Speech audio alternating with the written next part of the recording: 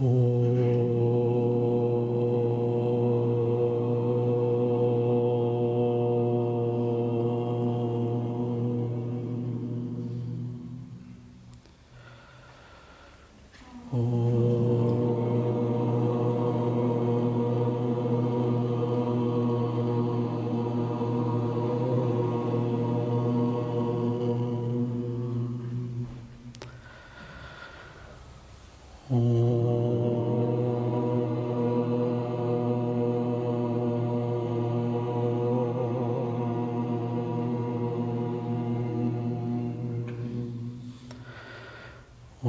Sahanavavatu Sahano Bhunaktu Saviryam Karavavahe Tejasvinavaditamastu Ma Vidvishavahe.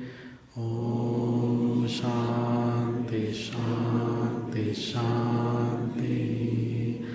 Vakratunda Mahakaya Surya Koti Samaprabha Nirvikhnam Guru Me Deva Sarvakaryeshu Sarvada Saraswati Namastubhyam Varade Kamarupini Vidyarambam Karishyami Siddhir Bhavatu Me Sada Gurur Brahma Gurur Vishnu Guru Devo Maheshwara Guru Sakshat Parabrahma Tasmai Shri Gurave Namaha.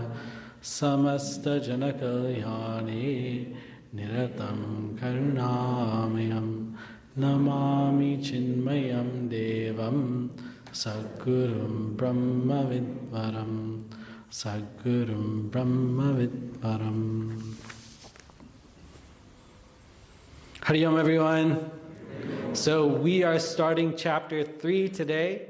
So chapter 3, the title is Karma Yoga. Okay, so karma means action and yoga means the methodology for uniting. So Karma Yoga means the methodology for uniting with the Lord through action. The means of uniting with the Lord through action, that is Karma Yoga. Okay, so in order to understand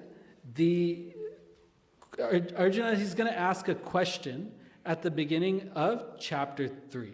So in order to understand the question that Arjuna asks at the beginning of chapter 3, we'll do a very brief overview of chapter 2. Okay, so chapter 2 is Sankhya Yoga. So at the very beginning of chapter 2, Arjuna is very overwhelmed because he sees his teacher, Dronacharya, and he sees his grandfather, Bhishma Pitamaha, on the battlefield. And seeing them, he gets very anxious because he does not want to kill them. He's overtaken by his emotions. And he gets so overwhelmed. Finally, he understands that he is not able to make a right decision at this point. So good on Arjuna for understanding that. You know, sometimes we get overwhelmed and we make a wrong decision, but Arjuna, he was able to say, okay, I'm not going to take a wrong decision because you know who's sitting right next to me? Lord Krishna. So I'm going to ask Lord Krishna what I should do. Arjuna surrendered to Lord Krishna and asked, you please tell me what to do. But you not only have to tell me what to do, you have to very, very much convince me that that's what I should do too. Because Lord Krishna had already told him, go fight. But Arjuna said, no, you need to persuade me and convince me. Because if he just goes and fight and his heart is not in it, is Arjuna going to win? No, right? So in order for Arjuna to win the war, he has to be convinced that he should fight. Okay? So now Lord Krishna starts the teaching, and the teaching comes in 3 parts. So this is important. So this is just a broad overview of chapter 2. In the first part, Lord Krishna gives Arjuna Jnana Yoga. Okay, so from verse 11 to 38, Lord Krishna gives Arjuna Jnana Yoga. In the second part, Lord Krishna tells Arjuna what is Karma Yoga. Okay? And that is verses 39 to 53. Okay, in case you want to look. And in the third part, Lord Krishna again tells Jnana Yoga. Okay? And that's from verse 54 to 72 to the end of the chapter. Okay? Is it clear? So first part is Lord Krishna explains what? Jnana Yoga. Okay, second part, Lord Krishna explains what? And third part, Jnana Yoga again. So it's like a Karma Yoga sandwich. Okay? So first part is what? Second part? Third part? I just wanted to get inside your head because it'll help to understand. Okay, so in this first part, Lord Krishna gives what is that? Jnana. What is that which you need to know? So Lord Krishna tells Arjuna, listen, you are that infinite Sat Chit Ananda Brahman. You are existence, consciousness, bliss. You are infinite. You are not this body, mind, and intellect. You are not this BMI, right? You are not the body which is subject to illness and death. You are not the mind which is subject to the ups and downs of all the emotions that we go through and stress. And you are not that intellect which has to make the decisions. You're not that intellect which, gets very disturbed when it gets challenged, when the ideas get challenged. And you're not that intellect that gets very excited when someone agrees with you. You are not this body, mind, and intellect. You are that infinite Brahman. So in this war, even if you die, it's not you that dies. What dies? The body dies, right? Even if you kill someone else in this war, it's not them that actually die in this war. What dies? Their body dies. So don't worry about killing people or getting killed.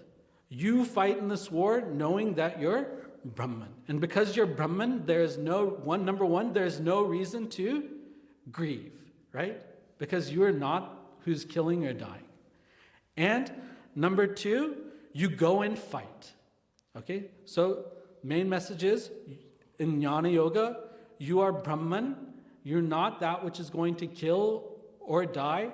And therefore, there's no reason to grieve, neither for yourself nor others. And therefore, you must fight. So far, so good? Clear? Then Lord Krishna says, I want to shift the topic. Now, I want to talk about Karma Yoga. Okay? Have we seen Karma Yoga concepts before? Yes or no? Are you sure? You know how the computer, you click something and then it asks you, are you sure you want to do? Yes, we have seen before. So what is Karma Yoga? Karma Yoga is when, out of a great sense of gratitude, out of a great sense of love for the Lord, I dedicate all my actions, all my duties to the Lord to make the Lord happy. Right? Number two, I dedicate all my actions to the Lord to make the Lord happy. And therefore, number three, I do my... You can do better than that. I do my best. Okay? And having done my best, number four, I know that there was nothing else I could have done better. So I accept the result gracefully. And number five, because I perform that action with a great sense of love, I know whatever result comes, may it be good or bad result, that is what the Lord thinks is best for me.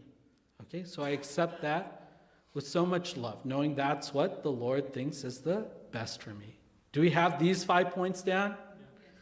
Oh, dear, broken record. No one listens to records anymore. But I just, how many times did you have to tell your children ABC before they learn their ABCs? Countless number of times. How many times did you make them count to 10, 20? Countless number of times.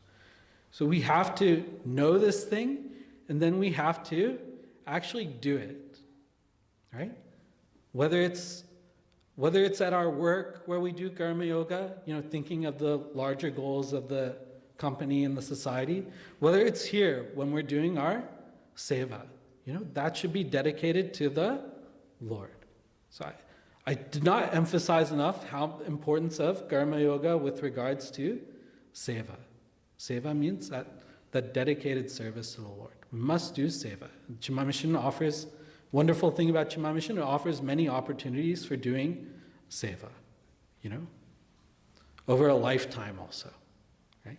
You may change from one company to another company, but that Chinmaya Mission will be the same.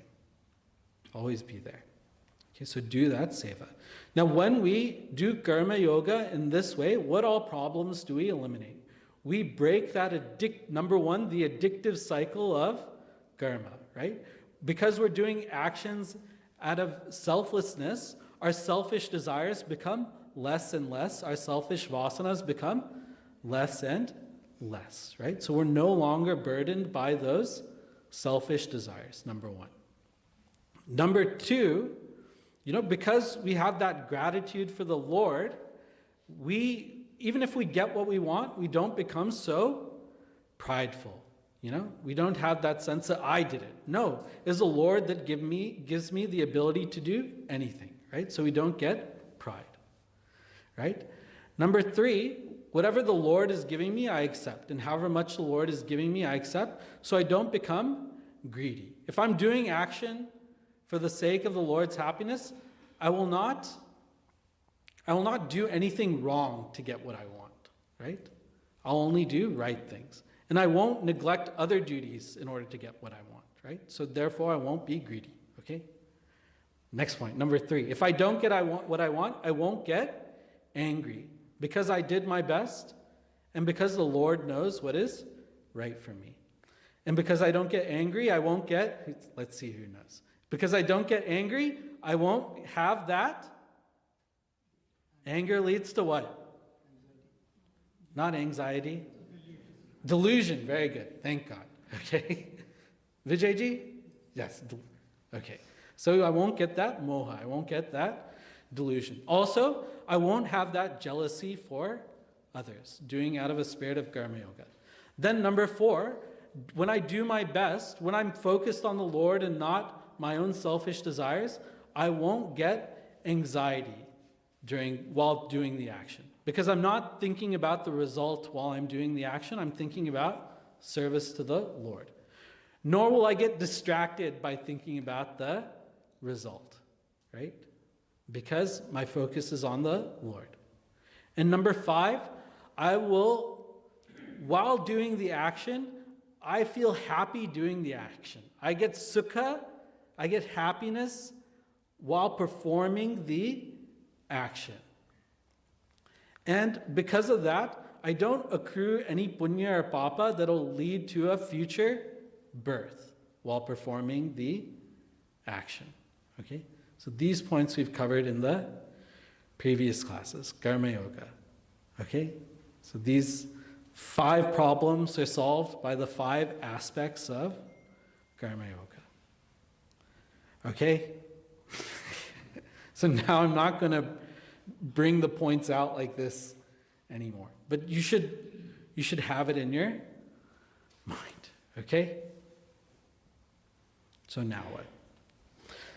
At the end of this section of Karma Yoga, Lord Krishna makes a very, very important point. And you have to catch this point. Because what happens in chapter 3? Arjuna, he didn't catch this point. And Arjuna got confused.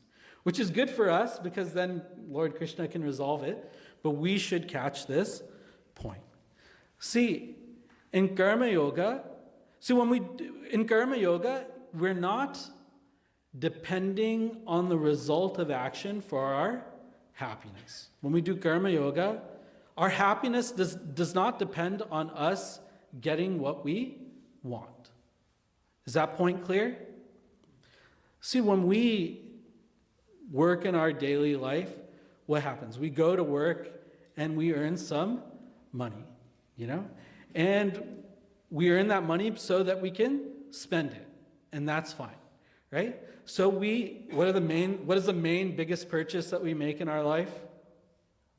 House, right? So we want to buy the house that we want, in the neighborhood that we want, in the school district that we want, right? And that house should have as many rooms and bathrooms, and the kitchen should really be the way that we want, and it should be have a good vastu or feng shui, whatever you want to call it, to it. And the kitchen should be really nice. It should have the right color cabinets, that contemporary colors, not too old-fashioned, but not too overly modern, weird modern things, And we should have a quartz countertop. And if not quartz, then granite is a really nice countertop, And what's the second biggest purchase after the house usually? Usually car, right? Anybody has a different answer for what's the second biggest purchase? Usually car is what comes to mind. We should also have the kind of car that we want, right? So we work really hard to earn, to make sure that we have these things. But if for whatever reason that we're not able to do that, then we feel a sense of disappointment. I've been working so much, and I wasn't able to get exactly what I wanted, or even close to exactly what I wanted. Then we feel that sense of disappointment. And what do we say? Oh, that was my bad luck. Or we say, oh, I failed. I should have worked harder. Or, if these people in my life had influenced me in the right way, I would have done things better. Or we say, oh, just the economy went wrong. And what other reasons did I write? Others didn't support me the way that I wanted. I really should have done better. I should have done my best, right? At least in a small way, these kind of thoughts come. Or am I wrong? Do they come or do they not come, right? So when we work in a usual kind of way, I work to earn so that I can buy things, and I work more so that I can earn more, so that I can buy more things. When this is the kind of attitude with which we work, which is the attitude with which most people work, yes or no? Most people work like this. Then we're subject to kind of all the ups and downs of the world and a lot of disappointment. But when we work with the Karma Yoga spirit, our happiness does not depend on whether we get exactly what we want or we don't get exactly what we want, right? We do the work, we earn the money, we spend the money. Karma Yoga doesn't say don't work, don't earn, don't spend. Karma Yoga definitely says work, earn, and spend. And we'll see as we go through this chapter, how that should be done. But in Karma Yoga, like I said before, the happiness comes from doing the work itself. So you're not dependent on the result to be happy. The work itself gives the happiness, right? So when we work, is it ringing? Is it catching? Right? So when I get the happiness from doing the work, I'm not dependent on the result. And when I'm not dependent on the result for happiness, I have more of a sense of detachment from the result. And this detachment from the result we can call as, anybody knows? Vairagya. Okay, this we can call as Vairagya. So Karma Yoga leads to a sense of Vairagya coming, right? That's one point. So Karma Yoga gives Vairagya. And when we work in a Karma Yoga spirit, when we're dedicating our actions with love to the Lord, as our mind becomes more peaceful, as our mind becomes more calm, we think, I love this Lord so much. Who is the Lord? What is the nature of that Lord? I may know that the Lord is Krishna, but what is the nature of the Lord? And the Lord has created this universe. What is this universe that the Lord has created? And I'm in this universe. I'm, of course, here. Who am I? what is my nature? When our mind becomes quiet, then these questions come. Then it comes like, okay, I'm doing all this work. I love the Lord so much, but what is the deeper meaning and purpose of our life? Why am I doing all this?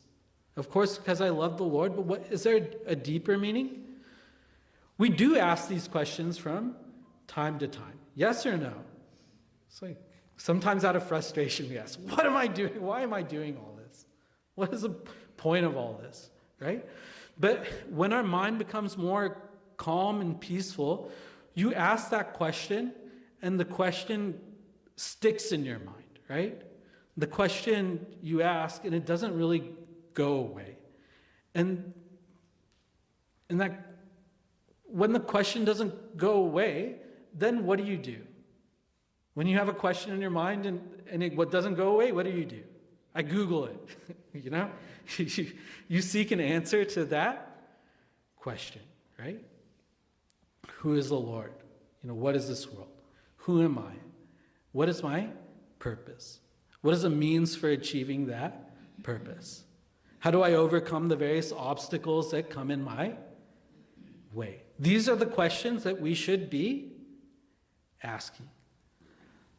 Life should not be lived in a mechanical kind of way, where we're doing things and we don't know why we're doing them, right? That is what machines do. A machine does a thing, but it doesn't have the wherewithal to know why it's doing things. Are y'all machines? Maybe some of you are robots. Are y'all machines? No. Okay. We're not machines. We're human beings. If we're doing something, we should know why we're doing it and the deeper meaning and deeper purpose behind that thing. Yes or no? Yeah. You are not a machine. You are not some corporate cog in some corporate wheel, just doing things to lift up an economy. Of course, all that happens, but there's a deeper meaning and purpose to your life also, right? So, what Lord Krishna is saying, in the second part, he's teaching Karma Yoga. And he's saying Karma Yoga gives you vairagya, Karma Yoga gives you purity of heart, Karma Yoga gives you that sharpness of intellect. And when you have detachment from the result, when you have a pure heart means what? A heart that is free from selfish desires, from anger, from greed, from delusion, from pride, and from jealousy. That's what a pure heart means. And then when you have a very focused mind, then you can start asking those deeper questions and seeking the answers, right? And you seek clarity in those answers. So you listen to the scriptures to get the answers, then you reflect on the scriptures to make sure you're clear on it, and then once you reflect on it, then you can start meditating that I am Brahman. Right? What is this process called of listening, reflection, and meditating? Yes. Okay. Shravana, Manana, and Nididhyasana. So because of Karma Yoga, I am prepared and eligible for doing Shravana, Manana, and Nididhyasana. Listening to the scriptures, reflecting on the scriptures, and meditating on the scriptures. So this Shravana, Manana, Nididhyasana makes up Jnana Yoga. Okay, so what is the relationship between Karma Yoga and Jnana Yoga? Karma Yoga prepares you for Jnana Yoga. Okay? And at the culmination of meditation, what happens? I become realized. I reach that samadhi. I realize Brahman. I realize the truth. So Karma Yoga leads to Jnana Yoga, leads to realization. Okay? So number one is what? Karma Yoga. Say? Karma Yoga. Karma Yoga leads to number two, which is Jnana Yoga. And Jnana Yoga leads to number three, which is realization, moksha, mukti. Okay? Number 1 is what? Leads to? Leads to? Number 1 is? Leads to? Leads to? So what is the relationship between Karma Yoga and Jnana Yoga?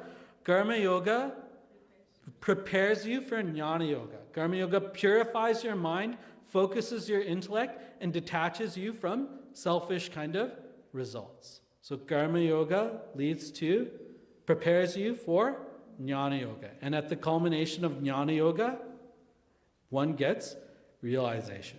So Lord Krishna has told number 1, he told what in chapter 2? Jnana Yoga. Number 2, he tells, and then he links it to Jnana Yoga again, okay? By showing Karma Yoga leads to, Jnana Yoga leads to realization. So far, so good? Okay. Now, Arjuna, at this point of chapter 2, he becomes very interested. He says, you say that realization is there. What is a person who is realized like? Who is that person of realization, and what is that person like? So, Lord Krishna gives the exposition on Sthita Prajna Lakshana. Lord Arjuna asks a question in verse 54. From verses 55 to 72, Lord Krishna tells who is the person of realization. So, Lord Krishna first says that the person of realization experiences infinite bliss in the seat of meditation. Okay, in meditation, the person of realization experiences the self, infinite bliss. And Lord Krishna says that this person, they don't get angry, they don't get afraid also. They always remain equanimous, they always remain stable. Whether they're interacting with this world or meditating, they're always abiding in that serenity, in that peace. Okay? How do we see the world? For us, the world is in the foreground and Brahman is in the background, right? And we identify primarily with this world. And this body, mind, and intellect are part of this world, right? So the ups and downs that happen in the world, we feel that it's happening to us. So when our mind is angry, we feel that we're angry, that I am angry, right? Or that I am sad, or I am stressed, or even I am joyful. Whatever is happening, because the world for us is in the foreground and Brahman is in the background, the ups and downs that happen in this world is happening to me, okay? But for the Sthita Prajna, for the person of realization, Brahman is in the foreground and the world is in the background. Everyone's seeing? So the Sthita Prajna is identifying with the Brahman that's in the foreground. These things in the background, they're happening, but they're in the background. So even if the mind of the Sthita Prajna has anger or fear or anything in it, because that's the nature of the mind, the Sthita Prajna is not identifying with that. He's identifying with Brahman. So fear and anger is not having an effect on him because that Sthita Prajna is identifying with the Brahman, with that changeless, infinite substratum. Is that clear? So this is that Sthita Prajna, unaffected by anything which is happening in the world, right? Because they've identified with Brahman, the world is just something going on in the background, just some noise. Is this point clear? Okay. Then, in verse 72 of chapter 2, Lord Krishna says, this realization, it is the absolute highest goal. So know this. Even if you have to strive to get realization, even up until your very last breath in this life, keep striving. Don't stop until you reach that goal. It is that important. Don't say, I'm too old, I'm just going to give up and do it in the next life. You keep striving until that very last moment of life to get this realization. Okay, so it's very important that you get this realization. Is that clear? And with that, Lord Krishna concludes chapter 3. So chapter 2, first Lord Krishna talks about Jnana Yoga. Second, Lord Krishna talks about Karma Yoga. And he shows how Karma Yoga leads to Jnana Yoga that leads to realization. Third, Lord Krishna talks about Jnana Yoga through the Sthita Prajna. Okay? Clear? All right. Let me see. I have a map here. So let me see where we are on the map. Okay. So going into chapter 3, let us go into the first verse of chapter 3. What is the topic of chapter 3? Karma Yoga. Okay?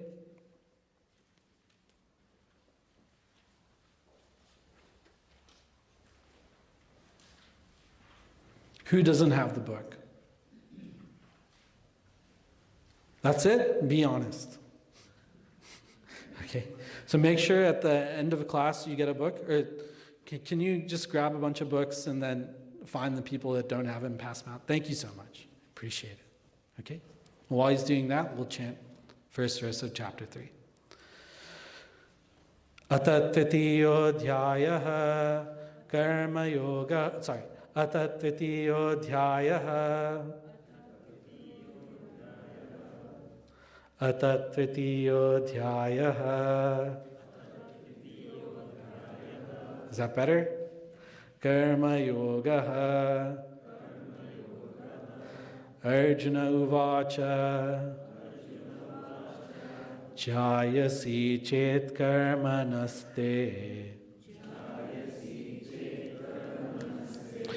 Mata buddhir janardana. Tat kim karmani ghore mam. Niyojayasi keshava. Together, Arjuna uvacha. Jayasi chet karmanaste. Mata buddhir janardana. Tat kim karmani ghore mam. Niyojayasi keshava. So, hey Janardana, oh Krishna. Janardana means, it's strange, right? It means the one who causes pain. Okay? So what do you mean Lord Krishna is the one who causes pain? When Lord Krishna left the gopis, didn't Lord Krishna cause them so much pain? So like that, we can call Lord Krishna as Janardana. But why is Arjuna using it here? We'll see. Okay? So, hey Janardana. Chet, if they, you. Okay, so where's Chet coming? It's coming like halfway through the first quarter.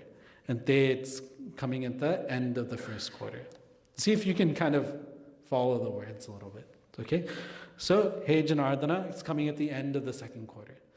So, hey Janardana, Chet te, if you, mata, if you consider, if you believe that buddhi is coming in the second quarter.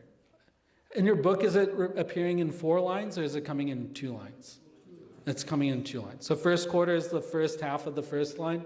Second quarter is the second half of the first line. Third quarter is the first half of the second line. Sorry. And fourth quarter is the second half of the second line. So that's what that means. So, hey Janardana, Chete mata buddhi. If you consider, buddhi means Jnana Yoga here. Okay? So, buddhi can mean many things throughout this whole thing. Sometimes in the previous chapter, buddhi meant Karma Yoga.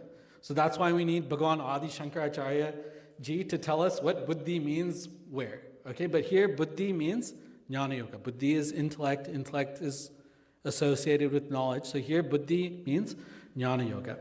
If you consider that Jnana Yoga, Jayasi Karmanaha, is superior to Karma. So if you consider that Jnana Yoga is superior to Karma Yoga, then, so going to the second line, Tatkim. Tatkim means, then why? Okay? Then why? Niyojayasi. Are you urging me? Are you persuading me? Are you trying to make me do? Trying to make me do what? Karmani Ghore. This terrible action of fighting. Okay? So why are you urging me, Mom, to do this terrible action of fighting? Hey Keshava, oh Krishna. So if we were to take the two lines together in English, it'd be like, hey Krishna, you are causing me a little bit of pain right now. If you consider that Jnana Yoga is superior to Karma Yoga, then, oh Krishna, hey Keshava, why are you urging me to fight in this terrible battle where I have to kill my grandfather, Bhishma Pitamaha, and to kill my guru, my acharya, Dronacharya? Okay, why are you trying to make me do this? Okay, so what do we understand about Arjuna here? Arjuna did not get the point that we got in the second chapter. What is Arjuna doing? He thinks either you take the path of Karma Yoga or you take the path of Jnana Yoga. But what did we see just 5 minutes ago? Karma Yoga leads to Jnana Yoga, leads to realization. But Arjuna, he didn't get it. Okay? So Arjuna didn't get it. Why did Arjuna not get it? Okay? So one reason is because how did Lord Krishna frame the second chapter? First he talked about Jnana Yoga, then he talked about what? Karma Yoga, then he talked about Jnana Yoga again, right? So like you'll learn in Toastmasters or writing class, Toastmasters teaches you how to give speeches. Your most important point you should say at the beginning, right? And then at the end you should again say the most important point. And then whatever else you need to say to support that, or anything else you want to say, you say that in the middle, right? So Arjuna thinks that Lord Krishna is saying Jnana Yoga is superior because that's the first thing Lord Krishna started with, and it was the last thing that Lord Krishna ended with, right? And usually when we talk, most important thing we want to, just so that it sticks in people's head, we say it first and last. Does that make sense? Okay. The second reason is that this Sthita Prajna Lakshana, being that realized person sounds so enticing, sounds so wonderful. And Arjuna really wants to be that Sthita Prajna. And this realized people, they're very much associated with meditating and everything. So that Arjuna thinks, I should do Jnana Yoga because if I do Jnana Yoga, that will make me a Sthita Prajna, right? Because it's Shravana, Manana, and Nididhyasana that directly leads to becoming realized. So that's why Arjuna thinks Lord Krishna is saying Jnana Yoga is more important, because that Sthita Prajna Lakshana was seeming so important also. The third reason, and most obvious reason, is that Arjuna, he doesn't want to fight. He doesn't really want to fight. What does Arjuna want to do? He wants to run away to the ashram, or to the riverside, or under some tree, or on a mountain, and do some studying and reflection and meditation so that he doesn't have to fight in this war, right? What does Arjuna say? Ghore. Ghore means terrible, cruel, wicked, despicable, awful, So Arjuna, he's telling, I really don't want to fight in this war. So what does Arjuna think his ticket out of this war might be? Doing Jnana Yoga, okay? And then a fourth reason is, whenever we're stressed out and someone is trying to explain something to us, then it's hard for us to understand, right? Rather than when we're calm, all right? So for these four reasons, Arjuna did not get the point. What is that fulcrum? What is that point that Arjuna missed? That Karma Yoga leads to Jnana Yoga leads to realization. Okay? Next verse. Verse 2. Vyamishreneva vakyena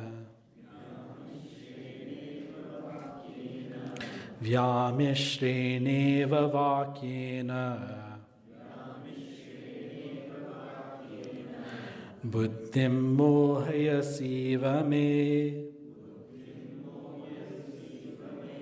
Tadekam vada nishchitya Yena shreyo hamapnuyam. He says, Lord Krishna,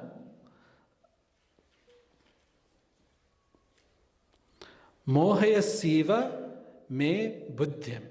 You are confusing, mohaya siva, you are confusing me, my buddhim, intellect. You are confusing my intellect. Vyamishreneva vakyena. Vyamishreneva means by your mixed up kind of vakyena, by your mixed up kind of statements. You're confusing my intellect with your mixed up statements. Now I'm missing the most two important words, okay? Vyamishrena eva. Eva means as if, okay? And then mohaya siva is mohayasi eva. Eva means like seemingly or as if. So Arjuna is saying, you're kind of as if confusing me by your seemingly mixed up statements. So what Arjuna is doing is saying, he's being very polite and deferential to Lord Krishna by using that word, eva, twice. He's saying, it's not your fault that I'm confused, Lord Krishna. It's my fault that I'm confused. So it's as if your statements are kind of as if seemingly confusing me. So he's not saying anything bad towards Lord Krishna. He's being, in Sanskrit, this is how you be very polite.